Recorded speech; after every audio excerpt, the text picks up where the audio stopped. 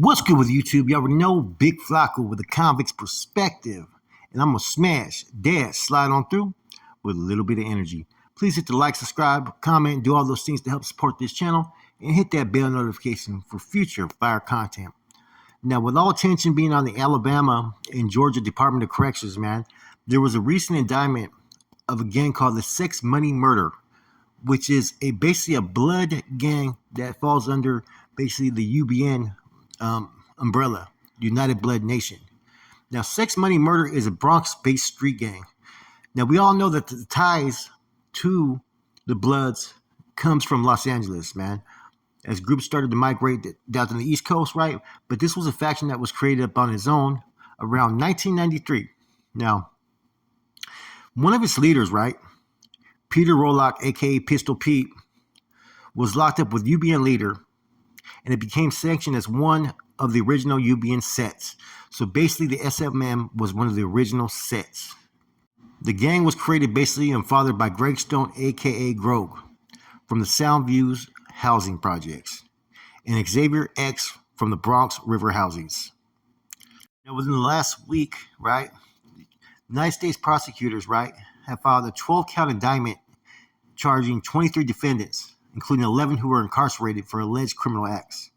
They go from drug trafficking, fraud, brutal assaults, a series of murders, and all kinds of different activities that goes on within the prison structure of an organization or gang. Now, as we know, this gang started in the Bronx, but pretty much spread throughout the East Coast. Now, Georgia and Alabama have been prime real estate for criminal gangs and organizations to try to move in and set up shop.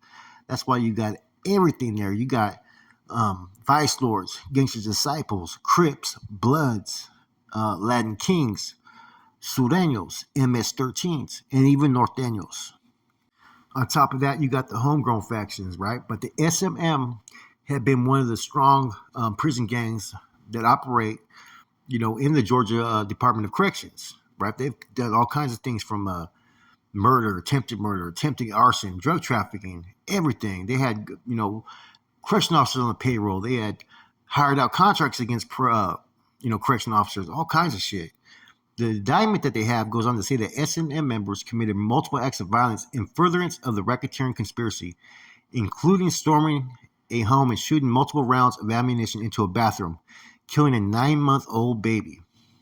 The 11 members who were incarcerated are also accused of murdering, stabbing, or beating other inmates for disrespecting SMM leadership or violating its gang's codes. They allegedly funneled thousands and thousands of dollars, right, throughout the Department of Corrections, and even in the BOP, Bureau of Prisons, which is the feds, as well as Alabama as well. Violence, murder, all the things that are expected of a gang is what they lived and thrived upon, man. This is one group that was pretty much feared in the system. Now, the interesting part of this indictment, right, is that they did it just weeks before Young Thug and 6 other defendants are expected to begin their trial in a similar RICO Act. I think that's involving the YSL that we talked about a while ago. So for more than a decade, these gang members and their associations allegedly orchestrated a criminal enterprise within and outside multiple prisons to earn money, both in the feds and in the state. See, all this has been going on for years. It's like back in the 80s. Seattle became a hotbed for a lot of Crips that were going over there during the crack epidemic to make money. A lot of Bloods migrated to the East Coast, and then Kansas City, if we all remember. A lot of Crips and Bloods migrated that way. And it was all about setting up shop and bringing an organizational type structure to uncharted terrain, to people who were not pretty much used to this type of ways of networking, which always gave room for the local groups to always continue to go to war. It's always been like that in the United States.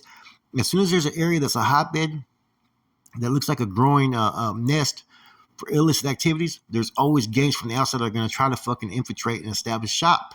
That's clearly what's been going on in Atlanta. And Atlanta got a big fucking market. It's a huge metropolitan area, but it hasn't been established by any really sets or gangs out that way. So it has continuous gangs moving out there. Yes, they have their homegrown gangs out there, right?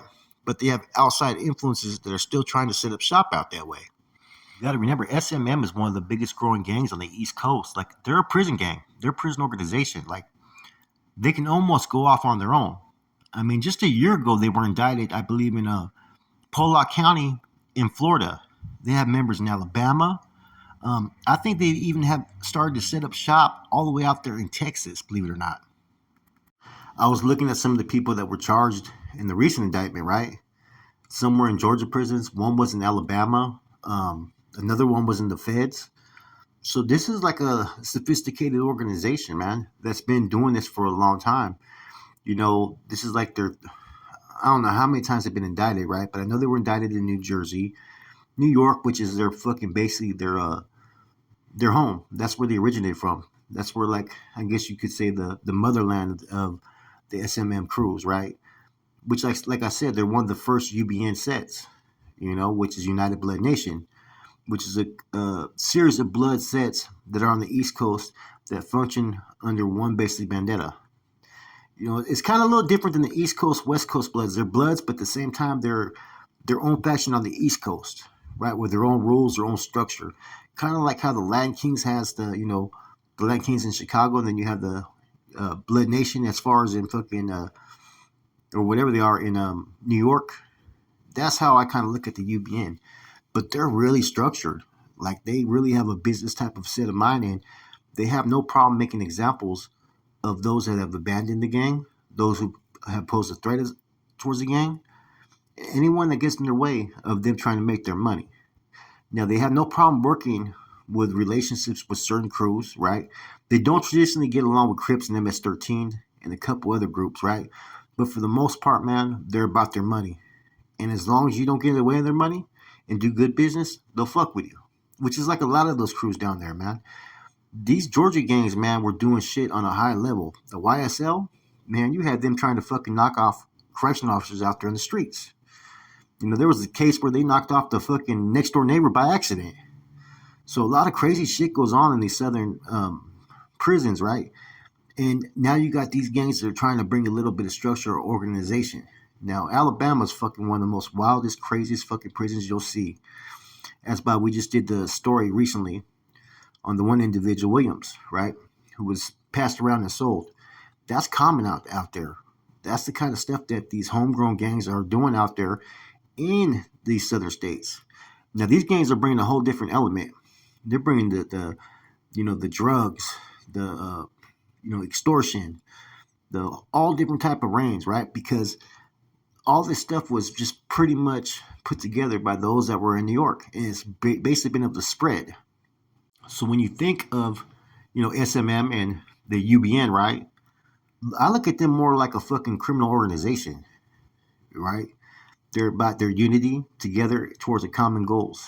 It's less about gangbanging with them, which is kind of brings it back to just about the money. Anytime it's all about the money is where you have criminal organizations start to, build up. And all these gangs hit the southern prisons, Florida, Alabama, and Georgia, just all at once by surprise.